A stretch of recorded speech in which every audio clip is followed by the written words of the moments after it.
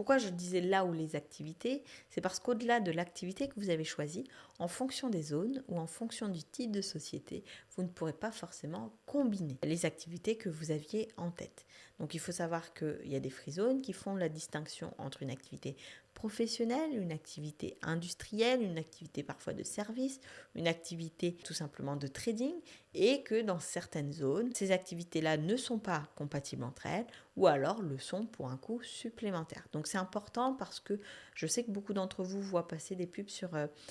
les réseaux sociaux qui vous disent à partir de tant de dirhams vous avez votre licence, mais finalement si vous êtes dans une zone qui ne permet pas le cumul d'activités, peut-être que vous allez devoir ouvrir de licences. Et si vous êtes dans une zone avec surcoût, est-ce que ce surcoût vaut le coup, vaut la peine d'être payé, ou est-ce qu'il vaut mieux se diriger vers une zone qui vous permet d'avoir toutes les activités comme vous souhaitez les avoir? Donc ça, c'est le premier critère de choix. Deuxième critère de choix, c'est tout simplement vos besoins futurs, c'est-à-dire est-ce que vous allez avoir besoin de bureaux,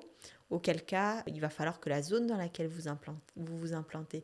puisse vous proposer des locaux commerciaux et des bureaux pour que vous ne soyez pas freiné dans votre développement, les bureaux soient trop chers par rapport à votre budget. Si vous n'êtes pas en capacité de prendre des bureaux dans cette zone, alors que vous en avez besoin par exemple pour attribuer des visas à des employés, vous allez être freiné dans votre développement parce que vous ne pourrez pas faire de visa employé sans prendre ces bureaux-là ou sans recréer quelque chose. Et donc l'idée quand même, c'est de créer le moins de sociétés possible par personne pour ne pas avoir trop de frais, trop de licences à payer, et puis derrière trop de comptabilité à réaliser, trop de gestion administrative à réaliser, et de pouvoir avoir une seule et même société pour vous permettre de tout gérer. Donc vos projets futurs vont également déterminer le type de zone.